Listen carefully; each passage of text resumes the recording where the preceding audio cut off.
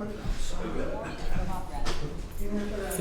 right, everyone, it is 3:30. We will start the meeting with the Pledge of Allegiance. Thanks for everyone for being here. I pledge allegiance to the flag of the United States of America and to the republic for which it stands, one nation, under God, indivisible, with liberty and justice for all. How's good, Bob? I saw you guys this morning. We moved the flag and threw Bob off. Oh, that's good. I know. Richmond yesterday at 7:30. Oh. Yikes. Little punchy. All right. Minutes from the meeting from August 12th. Did you folks review and have any questions or comments? I had none. I did review. I will make a motion to approve the minutes for August 12th. I'll second that. All in favor? Aye. Aye. There we go.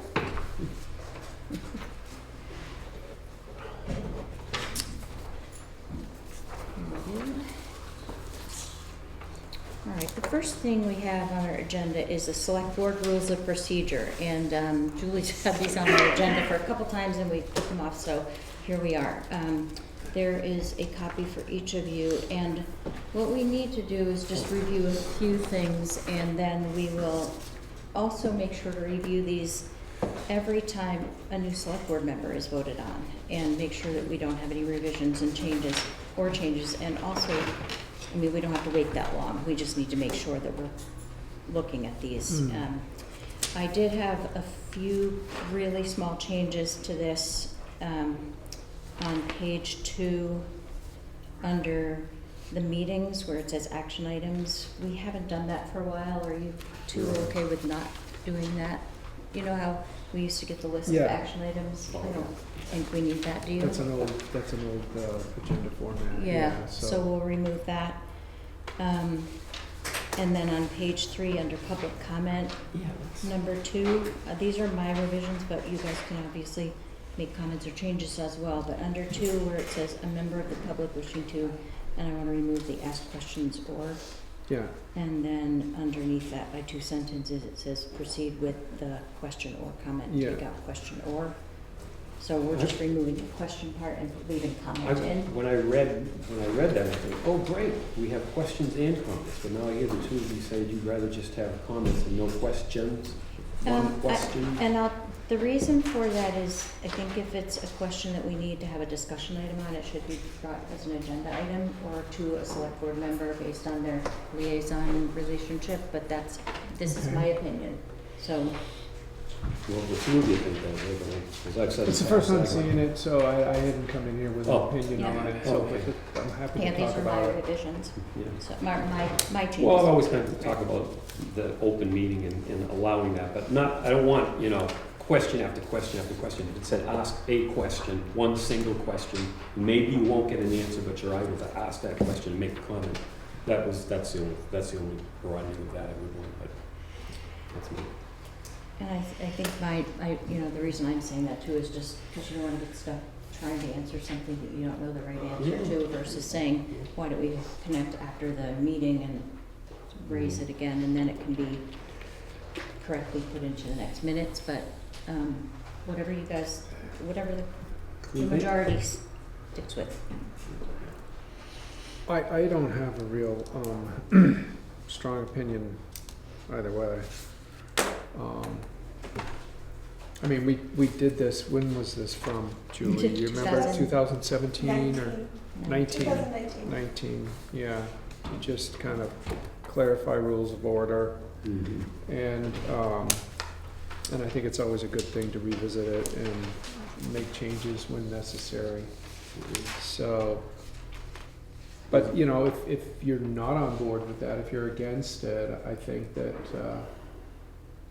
I think it's a good thing to maybe just table it and consider it for the next meeting. I mean, there's no hurry. If we on could, it. because when I read this, that Yeah. was in there, Right. and I understand why you did it. So Right. that'd be great. I think just so we can all kind of digest Yeah. it a little bit more and Yeah. wonder if there's some way of limiting that If Yeah. there is. If Yeah, there's not, if there's a we're way to back to- reword Right. paragraph 2 under public Yeah. comments, so we can allow that. Yeah.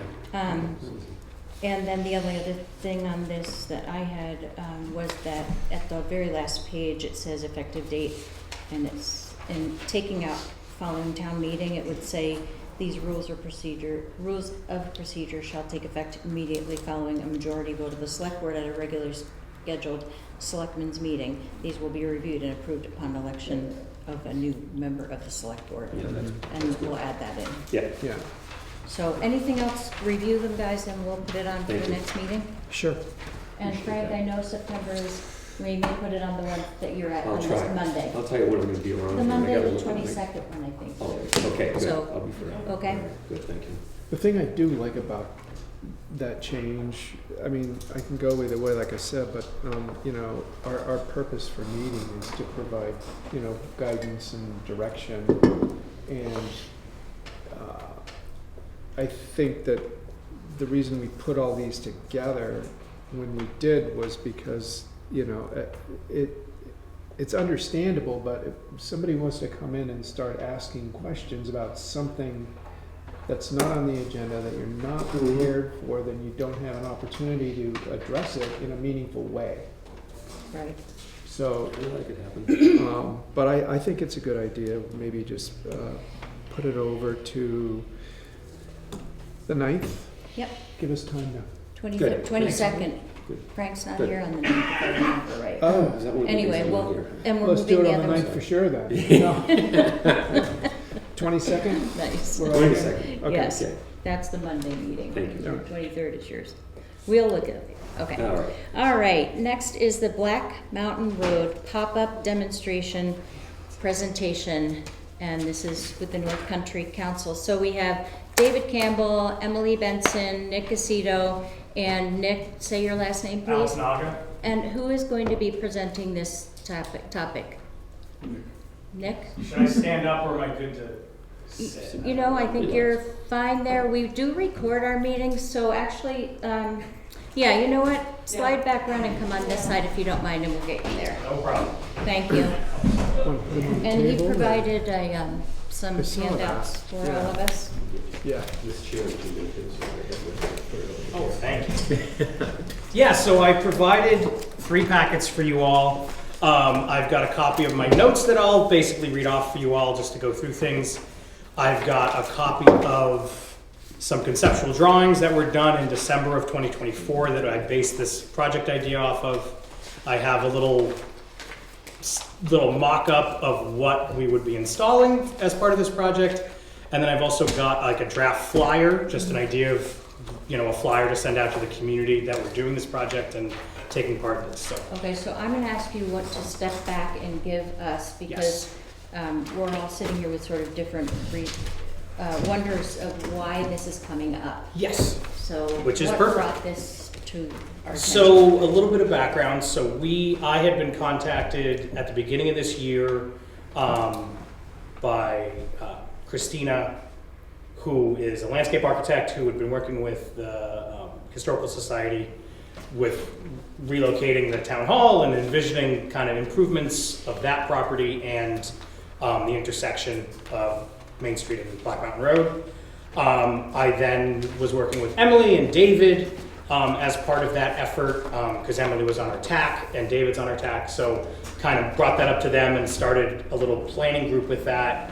Overall, just kind of discussed, you know, the possible redesign or improvement of the intersection over there, and based, you know, the concept that I provided to you off of those drawings.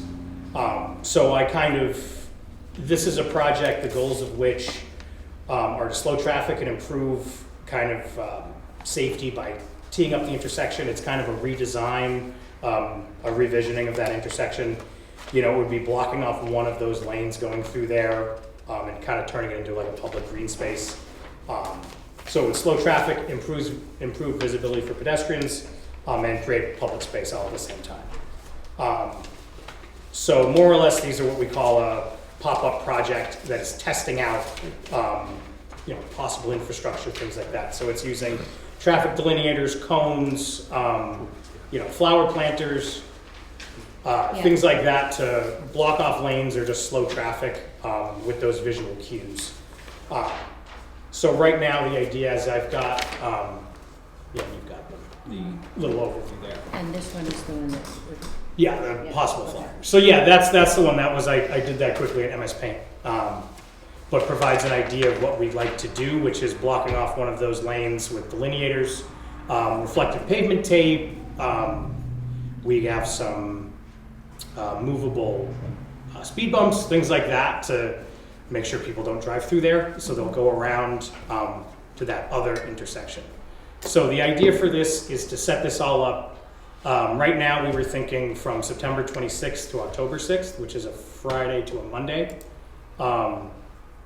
So that would be, coinciding, and I've talked to Emily about this, of, having some, local activity for people coming in for foliage and pumpkin people, I think you keep saying. The school's in session. School's in session as well, so there'd be a lot of activity around there, because that would just, if this were to go forward permanently, you'd have to deal with that. So it's not good to do it in the summer when school's not in session. So we would be setting up some traffic counters to check for speed before and during the event to make sure it actually had an impact on that aspect. We'd install, like I said, delineator posts, parking blocks, temporary speed bumps, and planters to kind of make people aware of the change, block off part of the lane. Use some pavement tape, reflective pavement tape to refresh current sidewalk crosswalks, and possibly install 2 proposed crosswalks that might come up. Other than that, after this, we'll usually develop a little report, have, the speed data on it that we collect from our counters, get pictures, drawings, concepts, it'll all be in there, kind of like what I've given to you today. We'll take observations, notes, comments from the community members if they use it, if they see it, if they drive through it. In the past, we've got some very pointed comments from people in other communities about these. If it's terrible, get rid of it, or that we love it and keep it, and should have a permanent project. So this was made possible. All the equipment we plan on using has been purchased as part of an AARP grant to put on a pop-up demonstration like this. So we think this is like a perfect way to do it. Because, talking to Emily, talking to David, they see the impact of this and like long term, if it were to be a permanent project, a few years down the road or, whichever, they think this could have a really big impact. So we think it's kind of a perfect way to test things out as like a temporary test run. Questions so far? the cost to the town would be, So I had, sorry. we usually have some local match requirement, but I believe Julie had let us know that there's no funding available. So normally it'd be about like 25% of the project, but we should be able to do this all with an internal special project budget. So got off lucky that time. But so even so, I'm actually really excited, so I don't really mind eating the cost because I think it's going to be great. I think it can have a big impact. So, Emily, did you have a comment too? Yeah, I just wanted to add to what Nick said. So David and I, we did a lot of outreach to other folks in town because we certainly are minimal perspective on this. The big ones being, Chief Henry with the fire department. Our trucks, the trucks are having to make those turns. So might ask if he has any comments. Chief Purley, he is behind this. And Susan Rossbaron, who is here from the school, we have a letter of support from them as well. And a letter of support from, is there something else? Aaron Messer, the principal. Oh, right, yeah, from Aaron, but from the school. So, with a turn, all contractor trucks for the most part are primarily entering through the north entrance into town because they can't get through the covered bridge as much as some of them try. But it's that turn for the, fire trucks and other folks. So I'm just adding that in there. that's fine. Other folks are being consulted. And so I have two things on my, on my radar here. One is the beautification phase 2 of the Historical Society, and then the possibility of rerouting Route 16, which is more the Transportation Council, correct? Those are two different schools of thought, but the same reason of coming together for this pop-up. Is that correct? Like, from the transportation side, you would love to see someday on a project down the road to have Black Mountain redirected? Totally redirected? Not totally rejected, but I'm David Campbell. It's more of realignment and making it one intersection and one turn. I had the opportunity at one of our transportation meetings to meet with the Department of Transportation representatives, showing them that intersection, and these two people who are not familiar with Jackson, but saw that intersection and said, my God, I can't believe that wasn't changed 15 years ago, because that is not a proper intersection. Very dangerous the way it's set up. So they have not blessed this project, but those two representatives clearly saw the value of realigning that street. And basically, the triangle would disappear, and the turn going to the right would be slightly shifted center. So it wouldn't be as much of a right turn, but it would be a one turn left and right, one intersection, which would make it safer. Kids coming out of the school would not have two streets to cross to get to the sidewalk, so that was one of our big concerns in the past. It would also create a buffer in front of the school, where Chief had always said that people coming into the school to drop off kids, they come straight in there, and it'd be nice not to have cars coming right across the in front of the so that was the reasoning. It is part of the total village beautification of that area, and it's just a great opportunity at this particular time to add this to our project. It's not part of phase 2, it's not part of the project, it's a separate project. It also would include putting sidewalks in front of the school.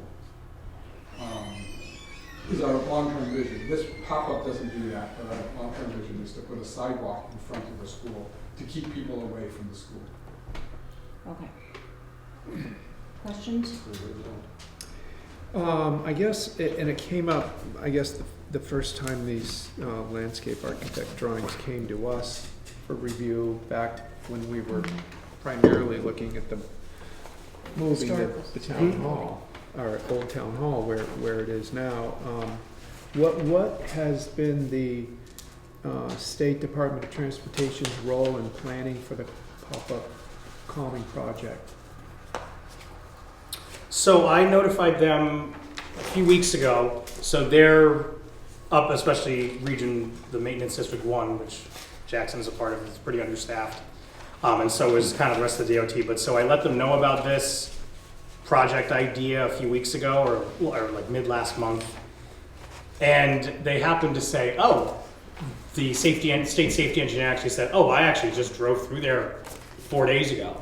So he's aware of the problem. And so I'm going to be working with them to kind of okay all the plans. In the past, we haven't had any issues with closing off part of roadways and things like that. They've been really good to work with. So I don't anticipate there being any major issues, but I sent them kind of these drawings. I sent them the conceptual drawings that we based it off of, equipment list. I've sent them kind of all of the plans that I've been working with. And our road agent too. And yes, and Jim, yeah. I'd like to say, we should Yes. talk to Jim about this too. Yeah, sorry about that. Sorry, he's That should on have probably vacation. first. He's on vacation, so Yeah. I'm not here. Well, it was our road agent at the time, Pat Kelly, that worked directly with the Department of Transportation when we changed the location of those crosswalks. They were out, they looked at those with us, they felt like that was a major improvement, and I think that's kind of people don't like change or whatever. I don't want to be in that boat, but when people are coming here saying this is a problem, this is a safety issue, I take offense with that. And one of the reasons that this has been described as an improvement was that the people come, down the hill really fast and out of control, and it's a safety issue with kids and crosswalks and everything else. And yet the change shows that there's a crosswalk here on this drawing that's closer to that blind turn, not further away. So I don't see that as a safety improvement. We can always, And I don't understand how this ends up,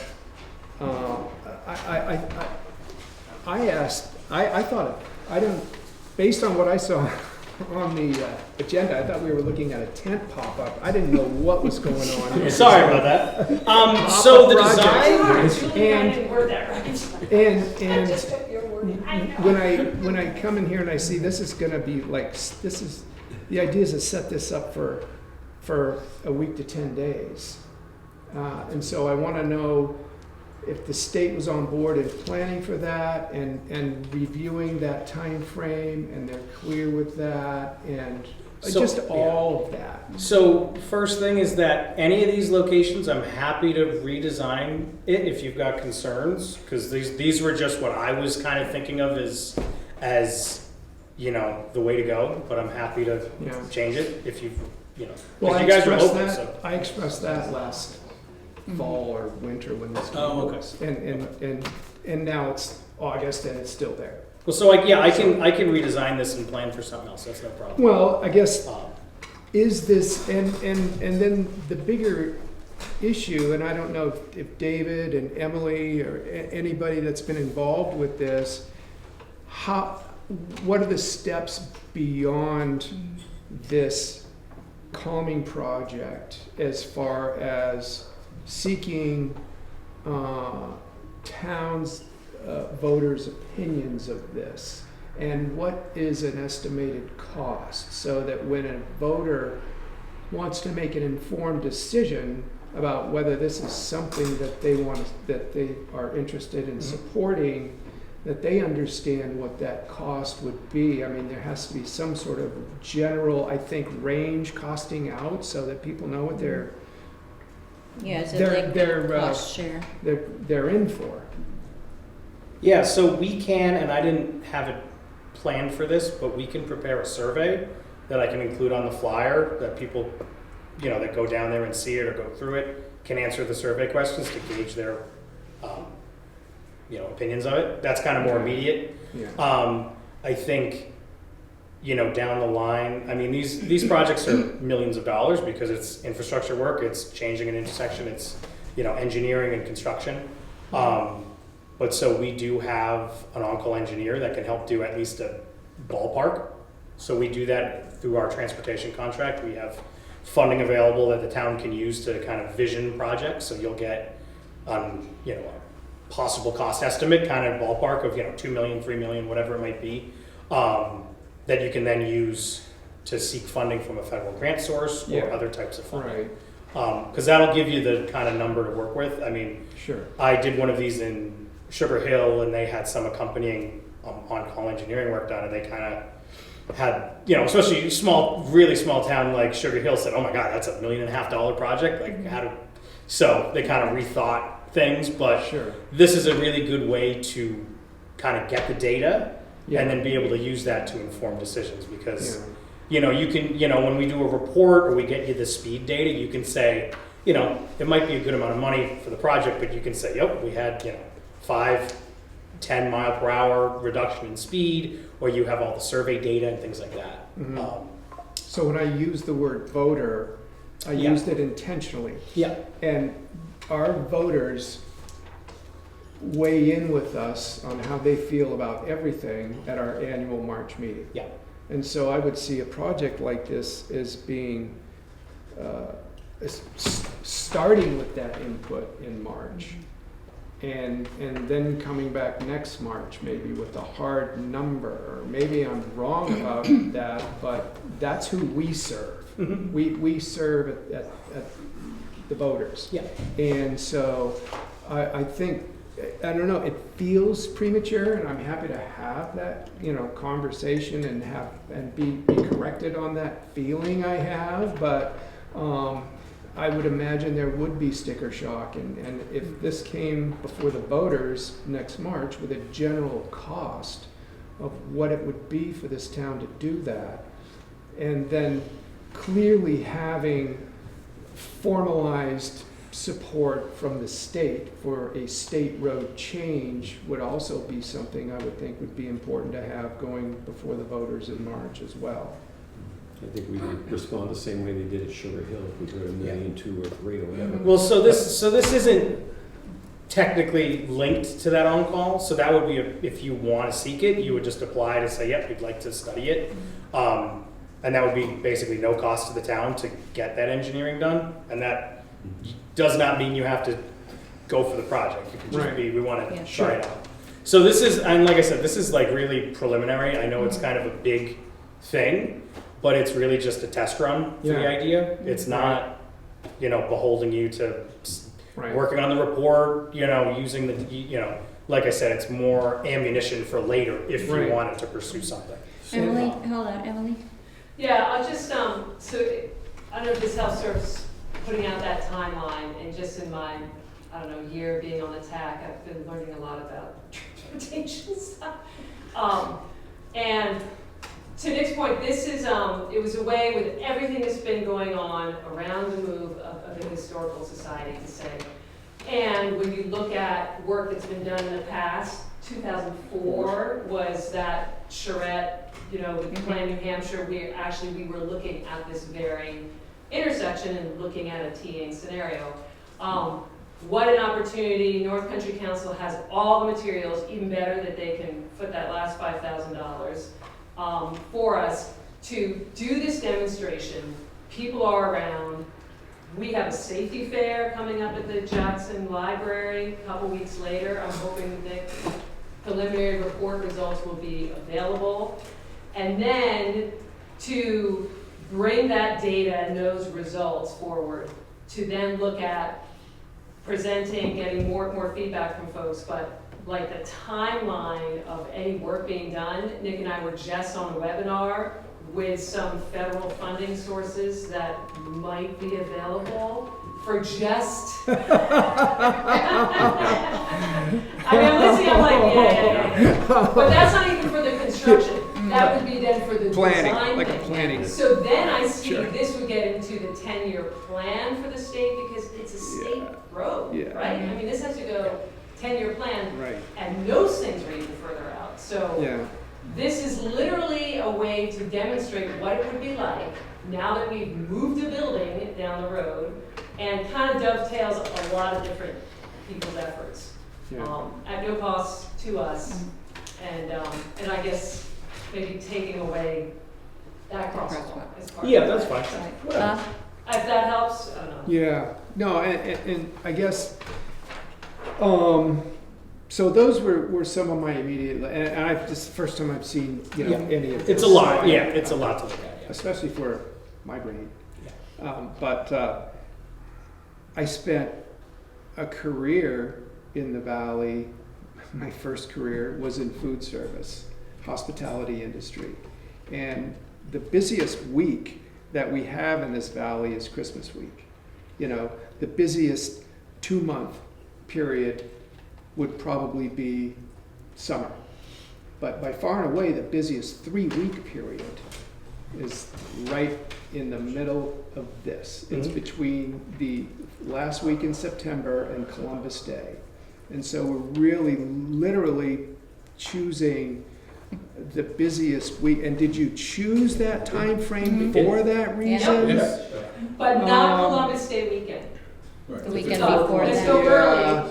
So we literally, like, the pumpkin people are going up, so we thought, why not, but there's no snow. Did you have a conversation about maybe after Columbus Day and before snow flies, when the calming project would be in a calmer A calmer time. time? No, because they want the traffic Mm. to be the. I know. Totally, yeah, I mean, I guess. We're But maybe- primarily focused on a safety issue here, and when this town is Yeah. crawling with people Yeah. on weekends especially,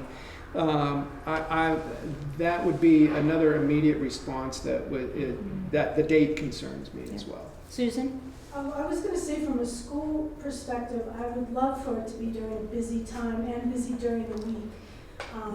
from a safety perspective, it's a lot of tourists who are looking at their GPS and on the street, turning into the school parking area, backing out of the school parking area, children are present, driving pretty darn fast, past yesterday's and right at Black Mountain Road because they're pretty sure they know where they're going.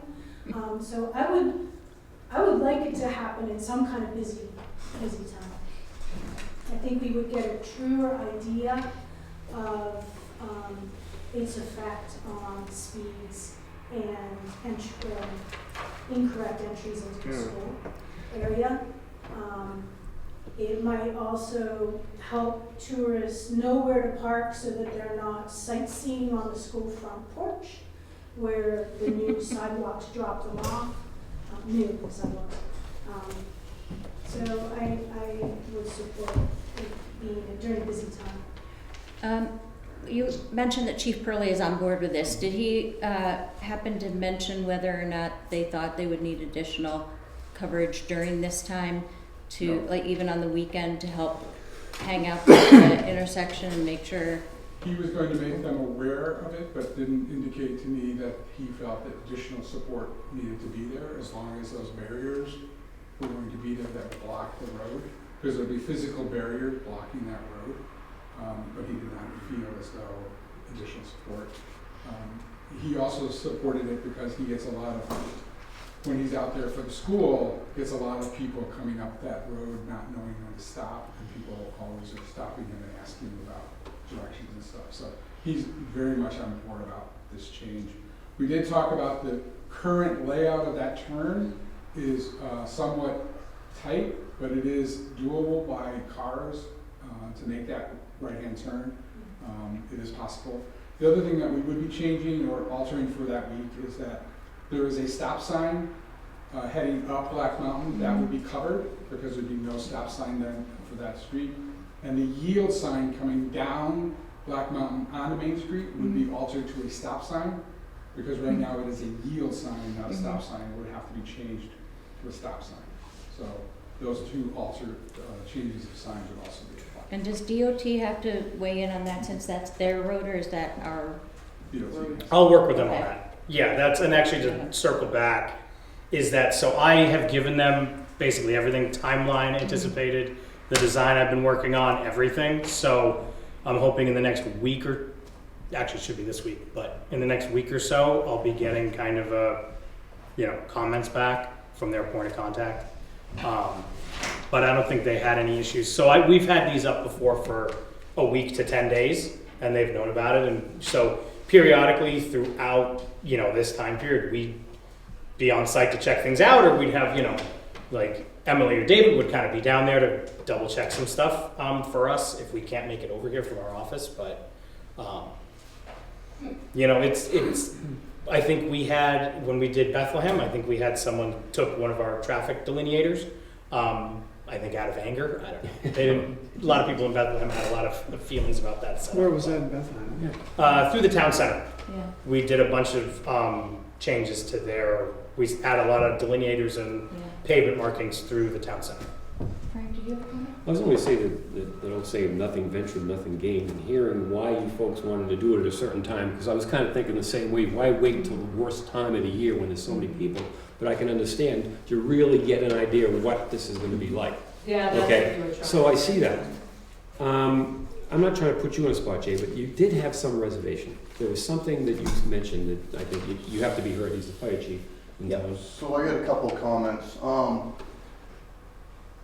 the safety side, I definitely understand anytime you get away from the school, you can say it's safer. Whether it's 50 feet or 1,000 feet. But what I will say is almost every single intersection in Jackson is pretty easy to say we have safety concerns, or this one pulling out, or that one pulling out, or trying to get into Shenandoah. Almost any intersection, it's extremely easy to say, it's a safety problem.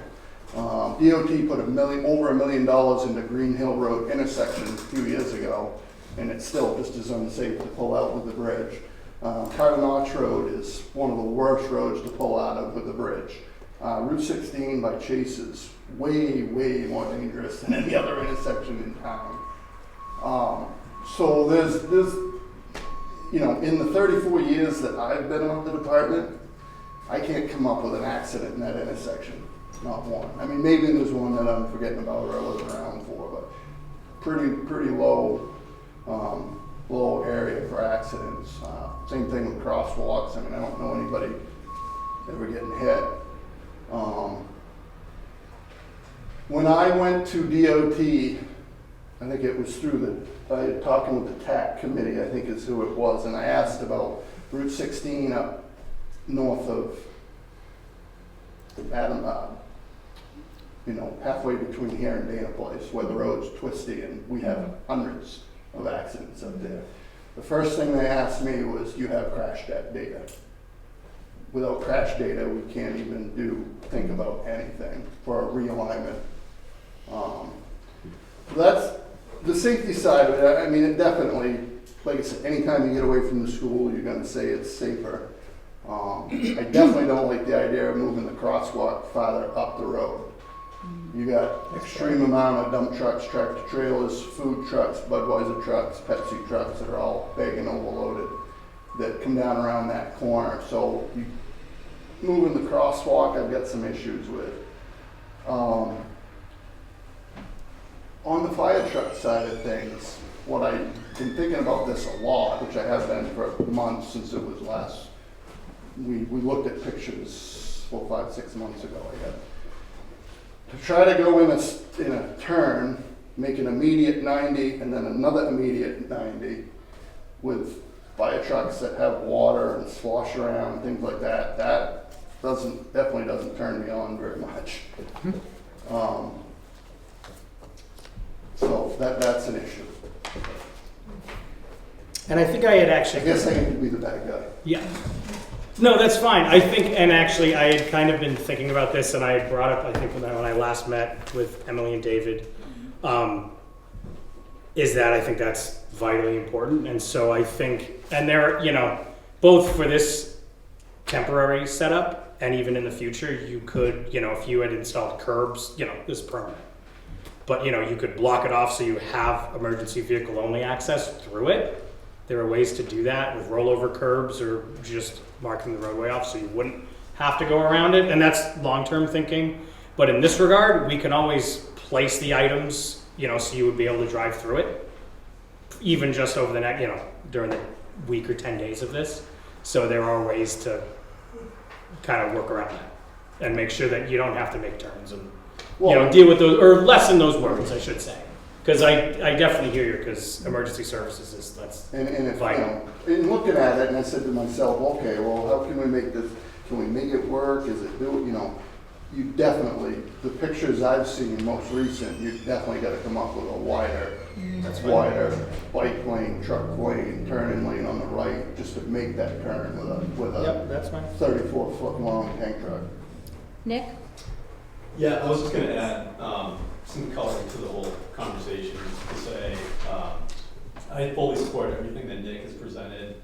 We've been involved with this, you know, both as professionals and parents and citizens for over a year with the Historical Society, kind of thinking about this intersection and how this whole part of town works. With regard to the technical aspects of maneuvering of vehicles through the intersection and the whole question about the specific geometry, these are improvements within the state right away, and the state will not agree to anything that is non-conforming, right, or unsafe. Mm-hmm. So they're going to agree. Nick's going to work out the details, and ultimately, when we have this phase 2 portion of the project, when it moves beyond a pop-up project into actual engineering that'll, you know, go for state and local funding, which is years down the road, it'll get fully engineered and all the geometry will work for fire trucks and food trucks and box trucks, everything that's necessary to move through the intersection.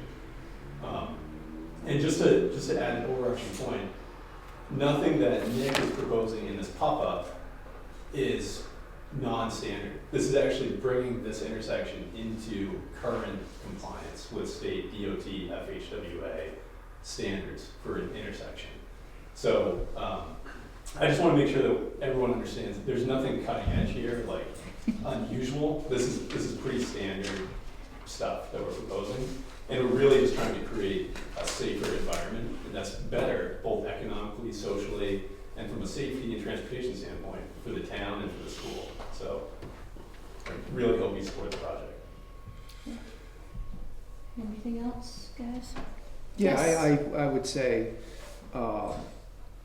we're looking at a time frame here that blocks that road off 1 month from today. And it feels premature. And I think that the order of things would be to seek voter input in March, find that busy time to do this work. And I think based on what you're saying around, school, you want busy times, maybe it's the week on either side of Labor Day that should happen. 4th of July is always a good time.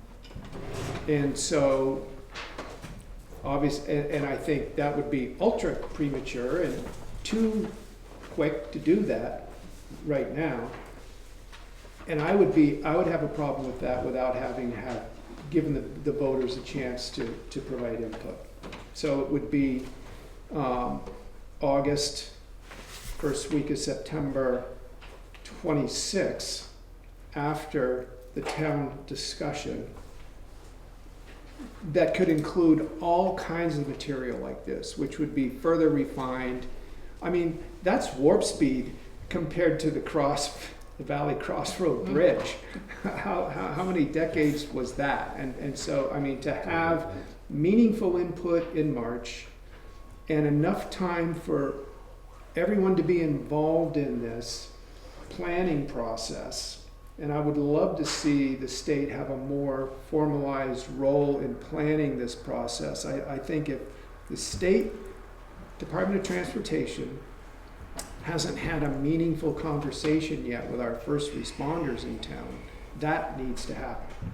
Because public safety, first and foremost, is really what we need to prioritize as a board. And we always try to vet all of our stuff through that public safety lens. And if we're gonna do something, even for 10 days, where we've got big long trucks sloshing tanks to get to a fire because there's no hydrant around, and we haven't thought that through, I just think there are a number of reasons I feel that this is premature to happen in fall of '25. Any other thoughts? I mean, I could think that way, but I don't. And everything he says, I mean, perfectly valid.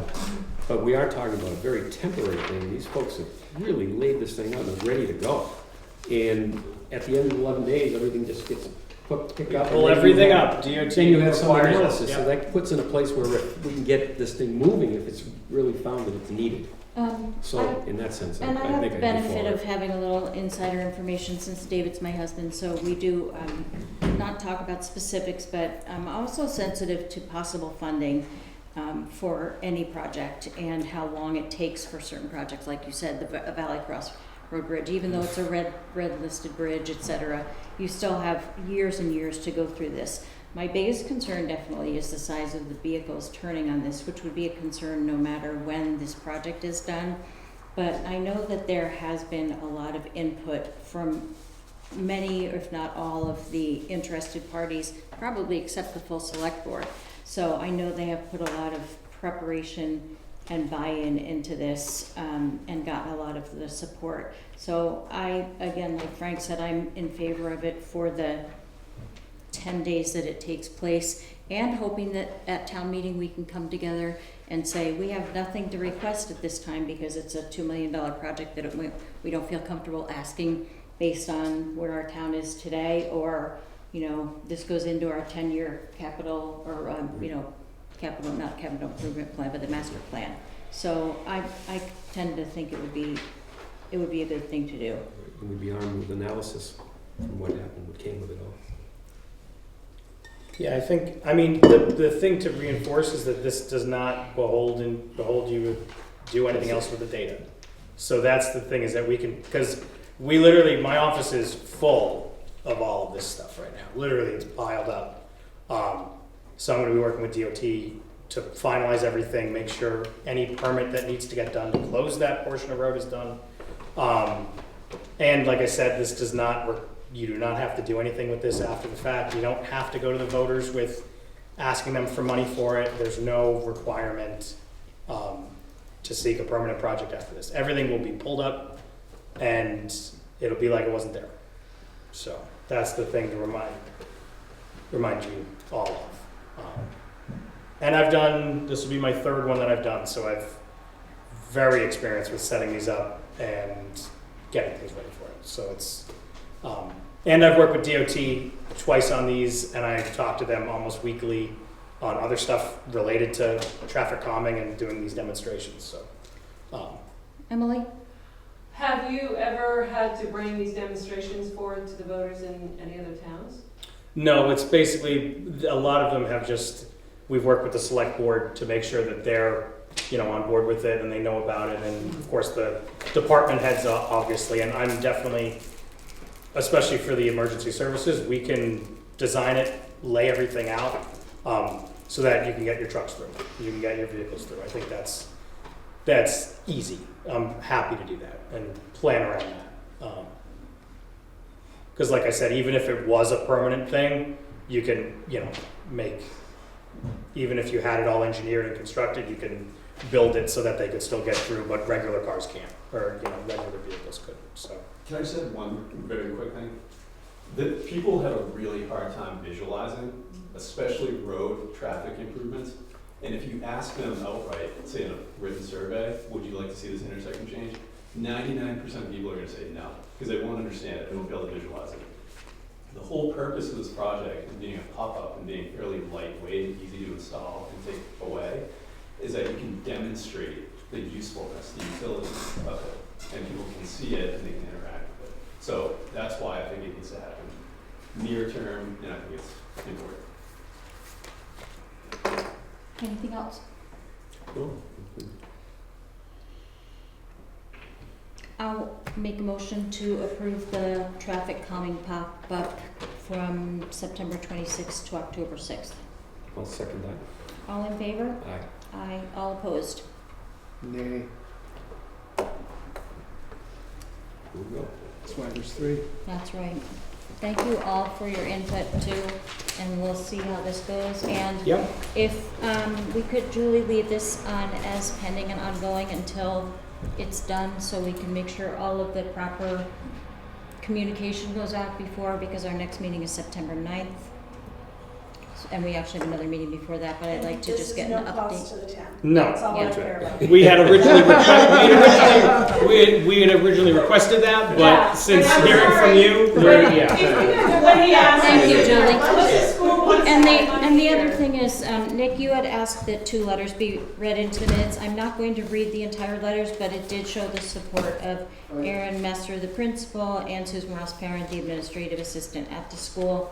And so, again, I appreciate all of the hard work, and thank you, Nick, for providing Thank you. all this And I'll be in information. touch. I'll keep in touch with Julie and everyone, so you're all aware of outreach and anything. So I want to see pictures So of your can we just office. keep it on? Yes. I walked in one day and half of it was taken up by traffic cones and delineators. So Yes. Okay. That's exactly. All right. what Thank Thanks for you. coming, by the way. Thank you very much. Okay. Tomorrow. Excuse me. Okay. It's not even with my gavel. We're on. All right. Julie and Betsy have done some hard work on getting some quotes for the redesign of our town website. And the company that we currently use is merging with a new design company, and the rates were going to more than double, which prompted them to do some research on who else is out there to do our website. So also the new company was not even allowing us to keep the existing designs, etc. And so Betsy and Julie came up with these 3 quotes. One is, well, I'll let you guys look at them. One is $3,030, the other is $2,144, and the other is $2,850, with 3 different design companies, and they actually liked the cheapest company the best. Julie, Going with And the it's people. local. It is local. Alpine Web. Yeah, Alpine Web Design. Sounds familiar. Oh, Brian. yeah. Brian Post. Oh, is it? So, do you have questions for Julie or Betsy or Well, I anything? trust their judgment on this one. I would never question No, Julie. no. Yeah. So, Bad If form. you do, you gotta read it. you should. Oh my God. so I'll make a motion that we approve Alpine Web Design, the local web company, to redesign and maintain our website for $2,144 a year. Second. All in favor? Aye. Aye. Thank you for doing that research and getting the Thank you. quotes. Okay, notice of intent to cut for Black Mountain. We put this off from the last meeting, but because the taxes hadn't been paid yet and they have since been paid, there is a technical glitch, so I would ask that you go talk to Karen Burton about it, just so you're aware of it and brought into the loop, but it's nothing that won't be resolved, so I can, if it's okay, I will make the motion to approve the notice of intent to cut wood for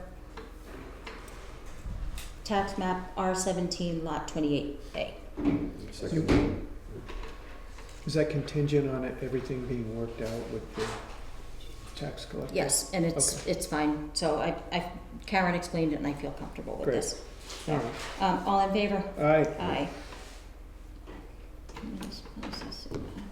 Do we all sign these, Julie, or is it? Yes, you all Okay. sign it, and then there's a second for their other lot, there's an intent for their second lot, Okay, so you have to do both. you're so right. Okay, and then I will make a motion also for R1731B, notice of intent to cut. Second. All in favor? Aye. Aye. All right, 2 signatures, please.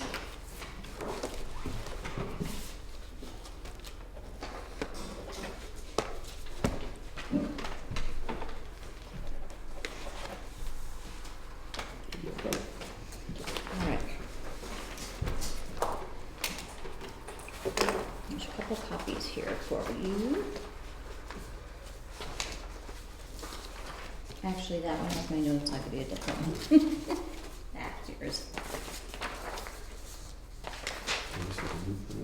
And this is yours. We're going to date this. Julie will get those Okay. here. Can you date these for us? Thank you. Okay. This is some revisions to the short-term rental application and affidavit that we have to go over here. So the red part is the questions that we had, and town council, Jason reviewed this also.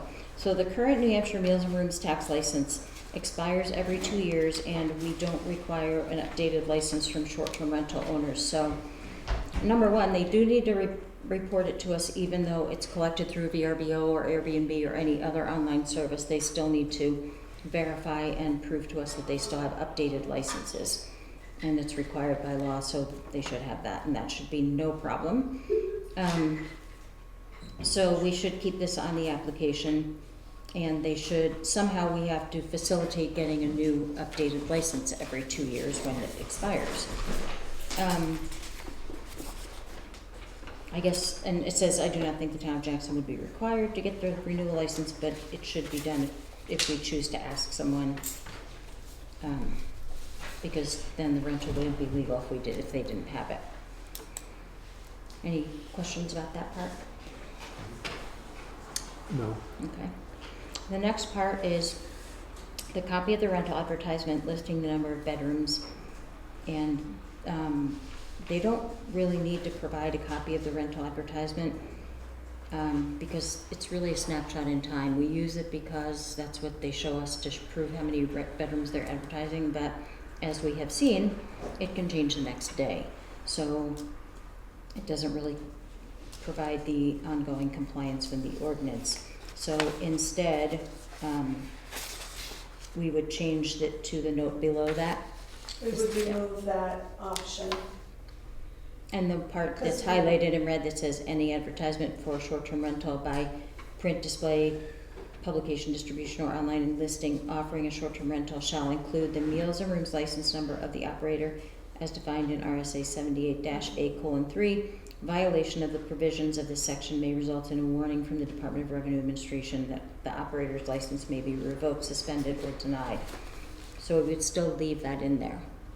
Or is that not in We there don't now? have to have that in there. Okay. Jason said we can remove that because they're signing the affidavit stating that they're advertising the correct amount that they're allowed and that they're signing the affidavit, basically, that they are doing the correct Yeah, procedures. okay. So, but we don't have to have that on the application, so we removed it altogether. And then the last part on the back of the page is removing that grandfathered clause, we'll call it, which isn't probably the right term, but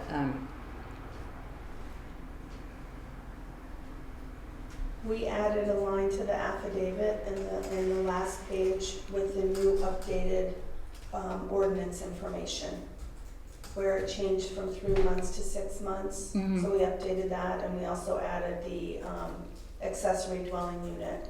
okay, so we would remove this part of it, Mhm.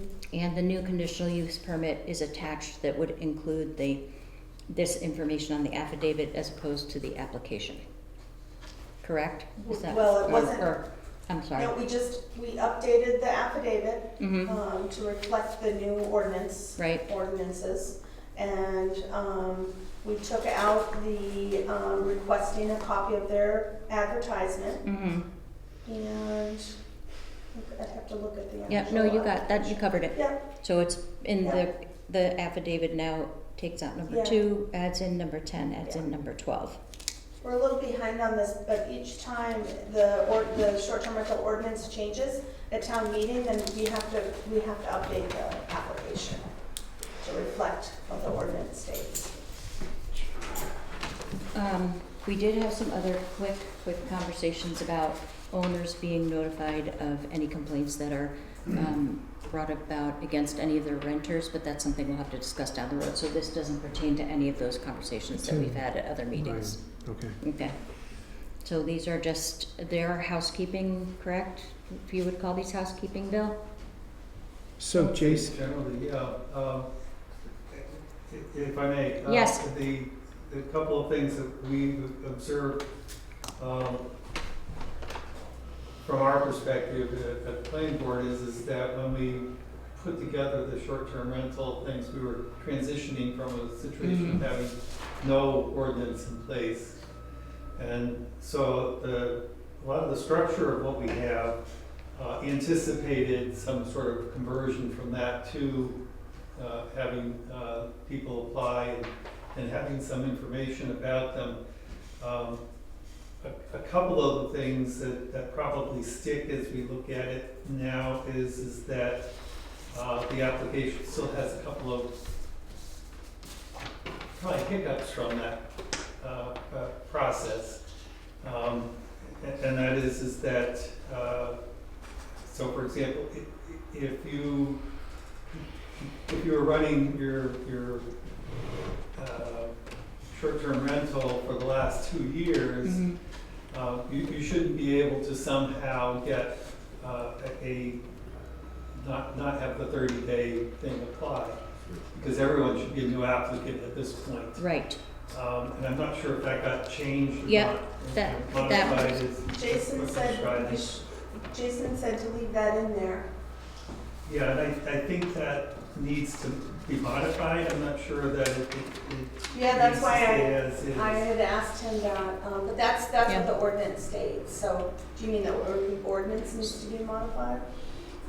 That's the question I have as to Yeah. whether or not, if the application doesn't change because of the ordinance, this ordinance need to change so the application can all get into sync. Yeah, that would be the right order of that. So if we need to remove that out of the ordinance, then we could remove it out of the application. Then the other question I have is if you're eliminating for the application process, when you guys are doing the approvals, we simply accept the application because that's the way the RSA's require that we do it.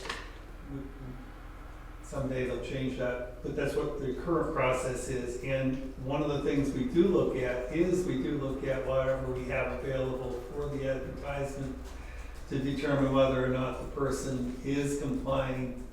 And that's a catch-22, because if they haven't been, advertising because they don't have a short-term rental approval yet, they should really have an application out there. So I guess the question I would have is to, not necessarily the planning board, but for your process, in having some way of figuring out maybe after the fact, I mean, they say they're doing the right thing, but can they provide you and have that as part of the application or the affidavit, that they would provide you with a copy of of what they are advertising after they receive the thing, simply so you can close that out or have a checkbox after the fact?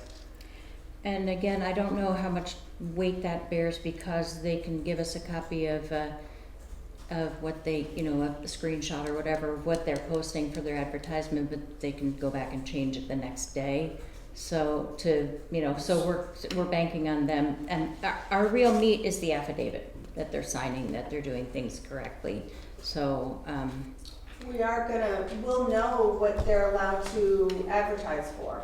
Right. From their septic design or their building permit. So when we send them the approval, once they're approved, we specifically say, you're approved to add, for a 3-bedroom house with 8, to sleep 8 maximum. Okay, so there's So- something in the, There's in their approval letter, Yeah. yes.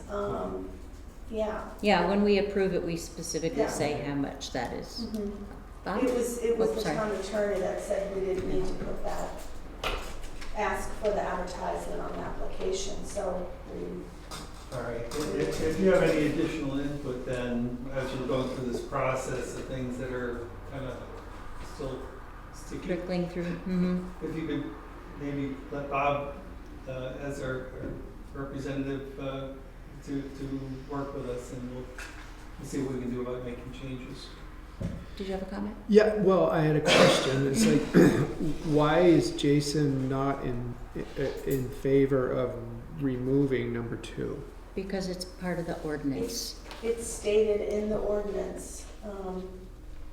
Oh, so until the It's- ordinance Yeah. changes. Right. Okay. So we can make that, as we look at all the ordinances before Yeah. town meeting, to change that.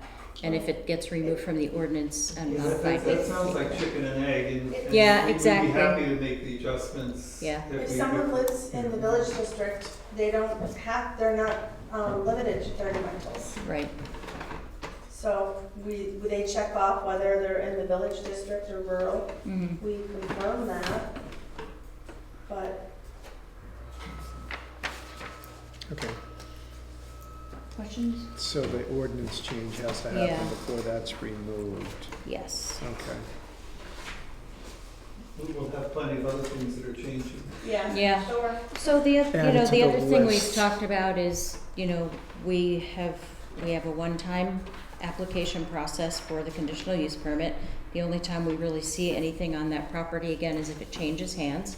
Yeah, otherwise it just keeps going. So the thing that we need to do probably moving forward is figure out a method to get their renewal of their meals and rentals tax, meals and rooms tax, so we know that it's current, and make a decision or have a conversation on whether or not we want to have a renewal process for the full application or not. And that's just, again, I'm throwing that out there for discussion. And that would be that would be the planning board, but I'm just throwing it out there as it's been brought up a few times, so. But for today, we have these changes to the application and the additions to the affidavit of 10 and 12. Do you guys have any questions or thoughts, or do you want to sit on this? Well, I mentioned to Julie that because I have an STR, I kind of feel conflicted Mhm. about getting involved in this, so I'm just gonna go with what you two come up with. Okay. Hopefully I didn't you'll be know right that. together. You didn't know he has a No, I don't know anything about him. Yeah. He's a mysterious guy. Well, we've been here 45 years. Yeah. I'm in favor of 10 and 12, and the language changes in the front. I think they're positive steps. I am as well. So, Julie, one thing, is your email address correct? Because it's in red as .org. I changed it to .gov. Okay, I want to make sure, Yeah, just yeah. before I forgot that. Okay, then I'll make a motion to accept the changes as noted by Jason and Julie, and by changing the affidavit by continuing to include number 2 and adding 10 and 12. Second. All in favor? Aye. Aye. Refused. All right. Very good. Well, can I ask a quick question Of course. regarding STRs? Mm-hmm. If an owner subscribes to Airbnb or VRBO. Airbnb, Mhm. and then he unsubscribes, but continues to rent his house, is there anything in place for checks and balances? The conditional use, I hope I'm saying this right, so correct me if I'm not. The conditional use permit goes with the property. So they're registering their property as a short-term rental. So where they list it really doesn't have any reflection on their being able to rent it as a short-term rental. However, when they are not using a listing agent like Airbnb or VRBO or whatever many of them are out there, they could possibly become responsible for filing their own rooms and meals tax. But I don't think it changes the scenario of their conditional use permit at all. So what I'm trying to get at is he is not bound by anything that the town has enacted as far as ordinances for STRs? Oh, he absolutely is. I mean, this person should have a conditional use permit for their property, which would bind them to the short-term rental ordinance and all the rules that apply. Even if they don't advertise, they're still bound. Right. Bill, with the did you have a permit comment? application. If I might be able to answer the question. Yep. If I understood your question, you're asking if they no longer are working with VRBO or one of the other organizations which the state recognizes and allows them to not have their own individual room and meals permit. The state still requires that you have a permit. It's a state ordinance and a state requirement that is above and beyond the town. So if you choose to not have a VRBO or not have one of the others that provides that service, you're legally required to have that. And if you don't have that, you can then have the state come after you with state fines and also with whatever retribution they have toward you as a short-term rental owner. Will they be beating taxes? It's 8.5%. Is your concern Well, the no, meals and I rooms was- tax, or is it so- more that?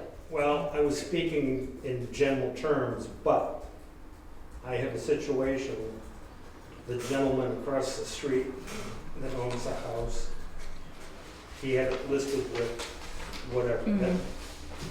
And then he put his house up for sale. Mm-hmm. And that lasted about a month, and he took it off the market. And I don't believe he still subscribes to VRBO or Airbnb, Mm-hmm. but yet he continues to rent it. Mm-hmm. So I was just curious, if he does the overcrowding thing, does he still fall under the mandates of the town ordinances? Absolutely, absolutely. The ordinance is based on his property, based on his septic or his, building design. So if he's overcrowding and you have that suspicion, then you should bring that to the Also, the office. use permit says you have to have that permit. You have to have either an agreement with one of the state accepted organizations, or you have to have your own separate rooms and meals. So that would be a violation of the local ordinance, yes. Yeah. Okay. But if you want to talk in the office later or call, we can check on the status of those. On the that. website, there's a complaint form if you want to fill out a complaint form. No, I don't even know if he has it listed with one of these agencies. I'm just, It doesn't matter. If you feel like there's a situation, you can talk to Julie or file that form and go through the steps of it just to see if it makes sense for you. thank you. You're welcome, thank you. Okay, I have some reading to do here. We have trustees of the trust funds, transfers of $161,000 to be deposited into the capital reserve funds and expendable trust funds as below. Road reconstruction CRF 0064, $95,000, that's Article 7. The Maloon groundwater ETF 0071, Article 8, $2,000. The town office equipment ETF 0047, Article 8, $7,000. And then we have new 2025 expendable trust funds that we're funding. The fire department emergency radio communication system, Article 10 for $7,000. The town office building maintenance and repairs ETF, Article 11 for $20,000. The highway garage building maintenance and repairs ETF for Article 12 for $20,000. And the town parks and building maintenance and repairs ETF, Article 13 for $10,000 for a total of $161,000. Motion to approve. So moved. Second? I will second. All in favor? Aye.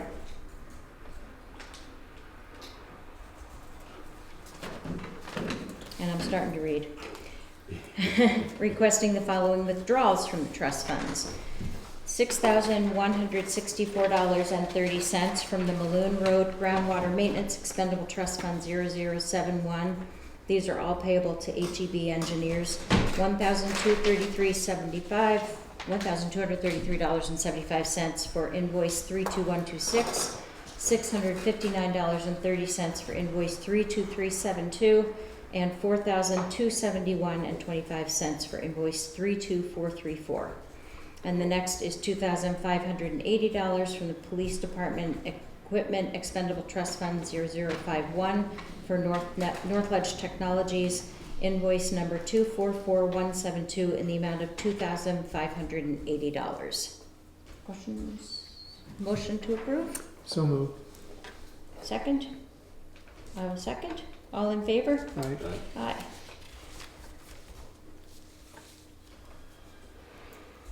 And next, Julie, I don't have anything on the certificate of insurance Oh, thing here. Sorry, I guess I didn't. That's okay. It So was- we can add the Jackson Ski Touring to our certificate of insurance, but I guess, I thought Ben was gonna be here. Ben said he Calcium. saw that there were, boulders up there Yeah. blocking that. I'm not sure why they did that. Was there an agreement with, Dick DeValian in the So- very beginning? Yeah, remembering the emails now, Yeah. he was aware of an agreement that was made with Dick DeValian, the previous owner of the home that's on the corner by Valley Crossroad Bridge, that there would be no parking on Valley Crossroad Bridge.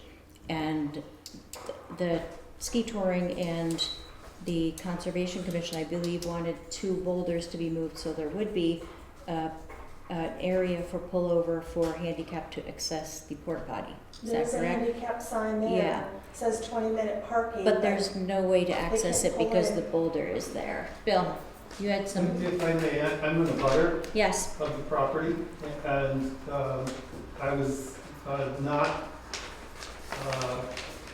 when the original agreement was made in 2014, we were not property owners at that time, but Dick DeValian made the agreement that, and it's in the minutes of of the select board. I did some research on this. Oh, do you have the date of the minutes? It's back, mhm, I think it's 2013, the actual agreement was made, but, or 2014, but the actual work was done 2015 when we were actually living there. Dick informed me that, at that time, that the agreement to allow the new parking spaces to be built was that the agreement was that there would be no parking on Valley Cross Road, period. And that was the agreement, and so the work was done in 2015, I think Jay was doing the work. when So- that thing was pulled apart, but 3 slots were Mhm. put in. And the idea was that there were 3 slots that were eliminated that would have been on this exact strip of property. The reason the boulders are there right now is because they were covered by wood chips. Yeah, They were, they just found them when they found cleaned up out the they're wood chips. doing them, but Okay. those were not there previously. There was an actual slot there, and I did not complain about it, but it is a violation of what you agreed to do, and Mhm. there's not been a pre-plan I of look that. for- It's never been approved by the select board to have that there, and it's never been requested by the Conservation Commission to allow it. Okay, so why don't we carry this over and Yeah. let someone else be here to talk about that as well? So we'll put that on the next Yeah. agenda and follow up on that. Yes? Is that, should Ben be invited to that meeting? Yeah, Ben Halcyon, and also if anyone from the ski touring needs to be there, but we'll cover that then. And can I make a comment, please, while we're on it? Mhm. And that is that this strip is not identified in on the tax rolls. It is not currently listed. Yeah, that was one of And the questions. therefore, if I, as an abutter, wish to notify abutters, I would not be able to do so. I became aware of it simply by talking to Ben. And I don't believe you're taxing this property or any Mhm. other thing, so. Yeah, we'll look into that as well. So, it's just Yeah, we that- can get it on the tax, but I think, we can okay, get it on the tax maps. but- okay. All right, to be on the next agenda. All right, fire station construction oh, I'm sorry, let me just add one. No, this goes later. Go ahead. Fire station updates.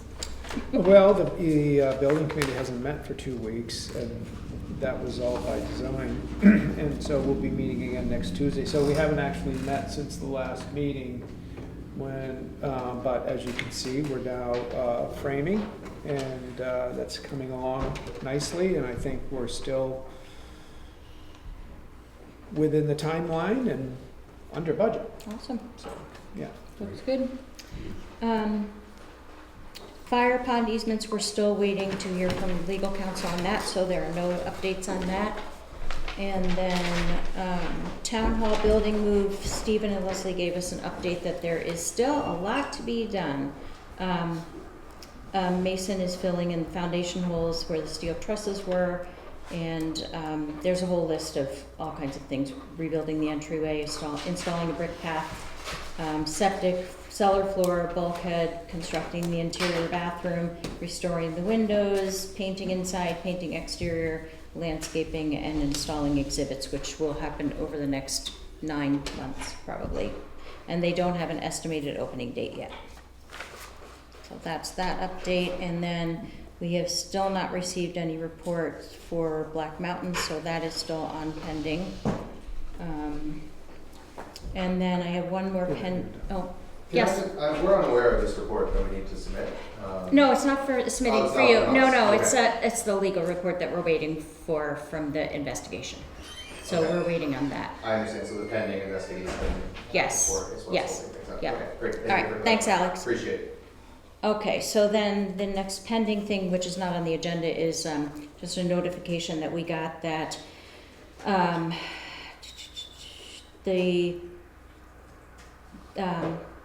from Ossipee to Milan, they are Milan. I did it again. I did it again, and I promised myself I wouldn't. Okay, Milan, foreigner that I am. Ossipee to Up there Milan. in They Coos are County. exactly in Coos County. That's right. They're engineering and town official. They're installing milled-in sinusoidal rumble strips on Route 16. So that's a long stretch there, and they are going to be working on that from September 4th through September 11th, and they will be, so they're just making us aware of it. Yeah, they have a date, Yeah. they just set the date, Jeez. so. Milan, Just sorry. coming right up. They told us that in what, spring or last Yeah, fall, or yeah, Yeah. they told us, Rumble. now they're actually, they're ready to rumble. Yeah, they're ready to rumble. All right, short-term rentals, we have a new owner at map R17, lot 31A, W10, 28-2, High Pastures West. So this is a property change, and this goes to Brian Cormier, and everything looks good. They are subject to a 30 rental limit and sleeps 8 with 3-bedroom. Motion to approve? So moved. I'll second. All in favor? Aye. Aye. Sign that one before I forget.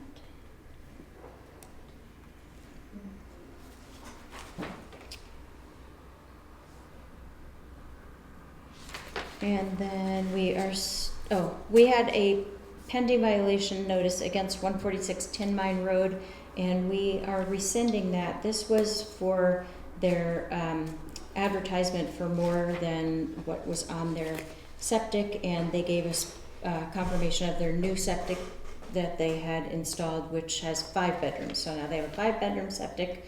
They are okay to advertise for more than they were on their original application. So that, yes. I question that. As a butter, I have never seen any septic work other than the original that was done back in the late 80s go on there. So, yeah, Kevin? I can answer that. Okay. A couple of years ago, New Hampshire DES, they used to require you to actually get a new design and install it. But it probably was 4 or 5 years ago, they changed the law, and now it's that you just need to get a new design and have it on file. Even so, it's only good for 4 years. So if your septic fails, you have the plan already to you can go in and install it. And actually on the construction on the paper that says for installation or whatever, it actually has the actual RSA on it that states that, as long as it's on file, they're good to go. So you can have, what we're looking at is an approval for construction of an individual sewage disposal system up to 5 bedrooms, but they don't have to install it. This is just approval to install it. But does that then give them the ability to house up to 12 people? Basically, yes. That makes no Yeah. sense. Yeah, well, Makes no well, sense it's, whatsoever. All right, hold on. I'll just tell you, it's between the New Hampshire legislation and the senators at the time.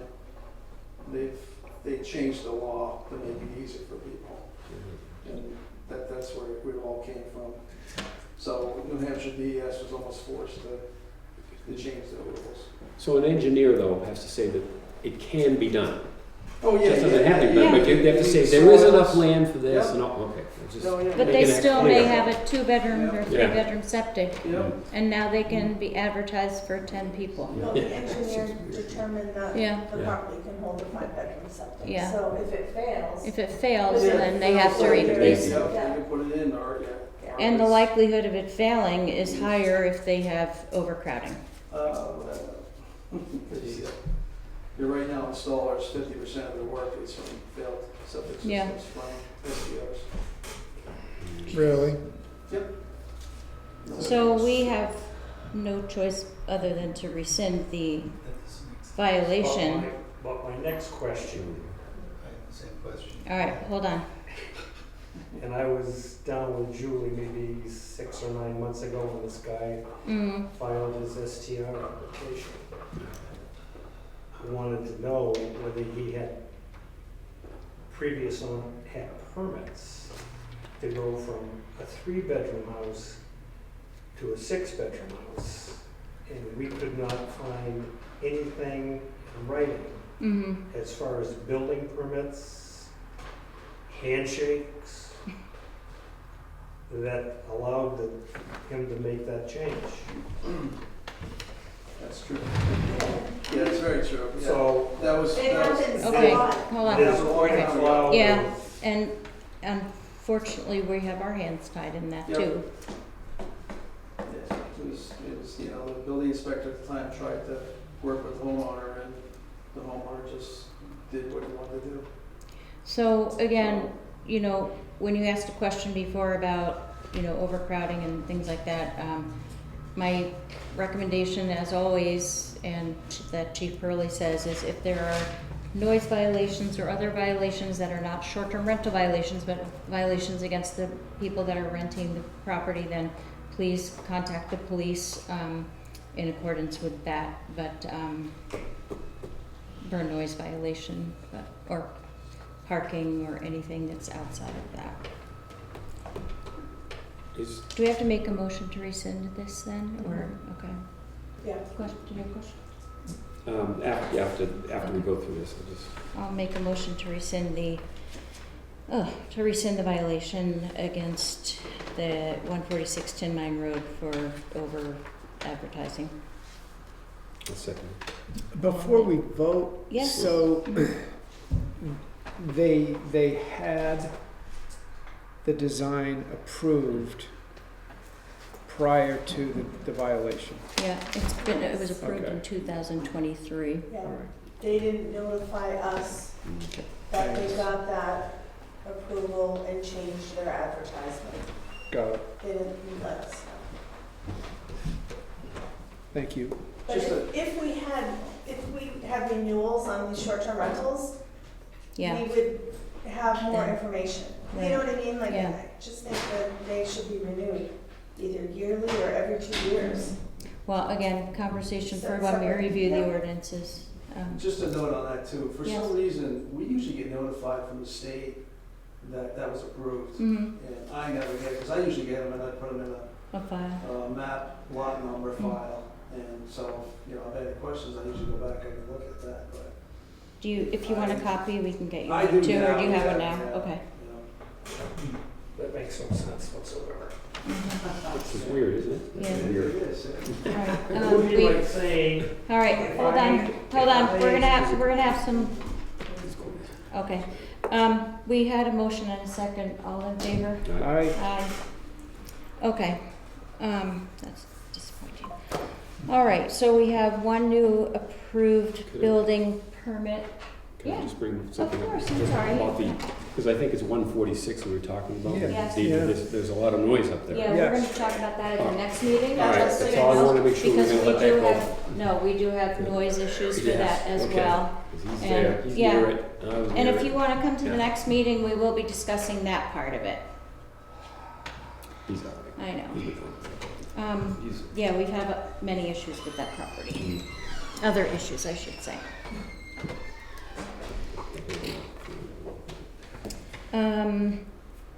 Mount Washington Condo Association, map R8, lot 10, 47 Dana Place Road for a building, plumbing permit. All good there? All good. Okay. Any public comment today? Just a quick comment. Yes. Getting back to, losing my Train of thought. here, yeah. The reason that was passed was because of the, basically, accessory dwelling units in the state. They made that easier for people to, you know, if you wanted to have your son or daughter or, you know, grandparents live in your property, you could build a, you know, another little kitchen / bedroom and, you know, keep the costs down and just get the septic design on file and not have to install it. Wow. So you can save anywhere, you know, I mean, you know what the cost of septic are. Sure. So that's the reason that passed the House and the Senate many years ago. Thanks, Kevin. Jeez. I understand It's just that. I illogical, was isn't hoping it? for something reason. It doesn't make sense, but it makes sense. Yeah. Well, Yeah. Any other comments? All right, so our next meeting is Tuesday, September 9th. You're gonna be on vacation, right? But the night, yeah, I will be here. Yeah. So. And then we are changing our other meeting to Monday, September 22nd instead of Tuesday. Monday the 22nd instead of Tuesday at 3:30. And then just a reminder that Saturday, September 27th is Household Hazardous Waste Day in Conway from 8 to 11:30 a.m. And we do have to go into a quick non-public for RSA 91-A:3 to C. I'm gonna make a motion to go into non-public at 4:59. Seconded by Frank, all in favor? Aye. Aye. All right, stop the recording, thank you.